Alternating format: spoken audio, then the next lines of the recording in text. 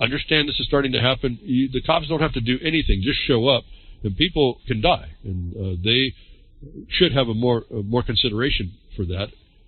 And so we're moving from the swatting that's becoming prevalent. We get Marjorie Taylor Greene upset with the FBI when it's the local cops that usually do that stuff, and the different outcomes between the two. I wonder how privileged they are. But so we move from swatting to swarming. Another case involving no cause whatsoever, the cause of death of someone, but still charged against the victim of the official abuse without apparent probable cause, and the ever-present threat of someone making something up. As I've been telling you, is coming through. We see this. What are the charges against Virgilio Aguilar Mendez? A ruling against an immigrant teen over Florida deputy's heart failure sparks outrage online. And this is the people are going to be blamed no matter what position and condition you're in. Here, the cop has a heart attack while he's arresting this kid. Netizens are outraged over the charges against Virgilio Aguilar Mendez, an 18-year-old Guatemalan immigrant. Mendez was arrested on May 2023 after a Florida sheriff deputy suffered a heart attack after apprehending him at a parking lot in St. Augustine. The officer passed away, and Mendez was charged with aggravated manslaughter and currently remains behind bars for over 7 months. He was also charged with violently resisting an officer. After a December 22nd hearing, the farm worker was ruled incompetent for trial due to his limited language capabilities. Netizens were enraged by the teenager being charged with an officer's heart attack death and for being illegally and allegedly unconstitutionally apprehended. You notice it was allegedly unconstitutional. That's a presumption against your constitution right there. The teenager was sitting down and eating food but allegedly started. The teenager was sitting down and eating food, but allegedly started walking away when he saw the officer pull up in his vehicle. The 52-year-old officer approached him and asked him why he walked away after seeing him. The teenager, who only knew the Mam language, kept apologizing. He pointed in the direction and conveyed that he was eating and then drinking. According to a defense motion, he had left the motel to eat outside and was on the phone with a parent. Virgilio Aguilar Mendez repeatedly said sorry and that he didn't know English. Kunovich, the officer, decided to search him, at which point he resisted while still apologizing. What followed was Kunovich tasing Virgilio Aguilar Mendez multiple times, trying to pin him down, but while he cried out in pain. Kunovich's body cam footage was released showing the confrontation. I can just tell you, you need to see this, folks. You need to see he didn't state any probable cause. He wants to know why he's eating outside. That's not a suspicious act. He's eating food. That's not a crime. Yeah, I highlighted he was a farm worker. He's not some vagrant, even though he's maybe an immigrant that may or may not be illegal. I don't remember now. But we're not looking at this kid. He's a victim, like you could be. We're looking at whether the officials are doing what they should be. Multiple officers arrived at the scene later and helped Kunovich take down Aguilar Mendez, who tried taking control of the taser but was pinned down. Towards the end, the officers found that he had a foldable knife, which was later removed from his possession. A short time after the scuffle, a teen was detained. Kunovich passed away and was taken to a hospital where he died due to a heart attack. Medical examiners concluded that the officer died of natural causes stemming from a cardiac dysrhythmia or an irregular heartbeat. However, they also stated that this was caused by the emotional distress and physical exertion he had undertaken in order to apprehend Virgilio Aguilar Mendez.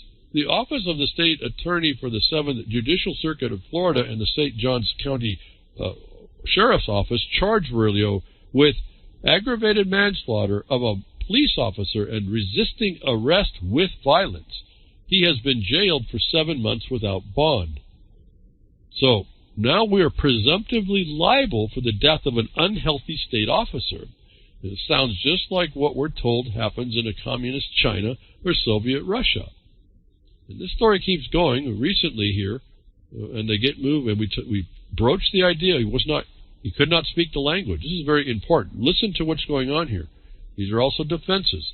Look what the government's going to do. The ruling is in that whether the teen immigrant is competent for trial in St. John's officer's death.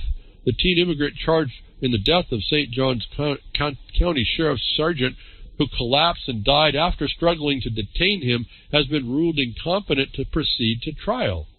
Judge R, understand this is not mental, at least on the surface. And they had psychological experts who said it's not really mental, and it's a language barrier. So hold that in your mind as we're going to go look at this a little bit. But this is an incompetence to stand trial. Judge R.L. Lee Smith's ruling was filed with the St. John's County Clerk on court Friday. Several experts testified December 22nd that Virilio Aguilar Mendez cannot understand the charges he's up against and the potential punishment largely due to the limited Spanish and English that he speaks. The limited Spanish and English he speaks. Remember, he speaks the Moon language. The 18-year-old is charged with aggravated manslaughter of an officer and resisting an officer with violence. He will have to undergo treatment and observation at an appropriate facility to determine if he has the capability to learn enough to go to trial. Aguilar Mendez, who came here from Guatemala, was staying with other farm workers at the hotel. He is being detained without bail, which is the subject of another hearing as yet to be decided. It's Virgil is what this looks like. Virilio Aguilar Mendez, competent to stand trial during his December 22nd competency hearing. Both forensic psychologist Dr. Yenny Castillo and neuropsychologist Dr. Yolanda Leon explained how difficult it is to communicate with him, largely because he speaks a very distinct language of Mom and he even has trouble with Spanish. Each said he mostly answers yes or to questions, even when it's clear he doesn't understand and can't articulate when asked to explain. He can put together small, simple sentences, but the syntax is all off, Leon said. He particularly has trouble with numbers and dates, Castillo said. He couldn't understand the difference between being guilty, pleading guilty, or being found guilty, and those are very different concepts. He couldn't understand that, she said. He couldn't understand what the potential penalties are or the legal system. Are you taking notes, folks? Does anybody understand some of this stuff? You train hard to figure out how to know this stuff, and this guy is looking at a competency for not being able to stand a trial because he couldn't. Could he be taught in time for his case to go to trial, is the question the article asked. Leon doesn't think he can be restored to competency, but deserves the chance, says the judge. He deserves the chance. Do you get that, folks, living in the open-air prison? It is a benefit to get to trial. You can be made competent for, but the government wants to make sure that they provide that benefit.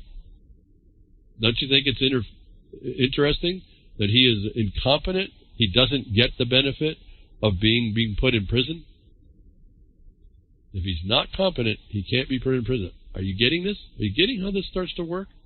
We'll go on and read. What's next about Virilio Aguilar and Mendez? They ask in the article, in addition to the competency-based training at the Volusia County Jail, the judge ordered Aguilar Mendez to receive prescribed psychiatric medications. Within 60 days or at a time the administrator or their designee from the SMA determines defendant has regained competency to proceed, they shall file a report with the court pursuant to the applicable Florida statutes and Florida rules of criminal procedures, the ruling states. Folks, they just said it wasn't a mental psychotic thing. They said he has a language problem. Since when here does psychiatric medications fix a foreign language he doesn't understand and can't articulate that asked to explain? How is it that he's going to be returned to something he never was?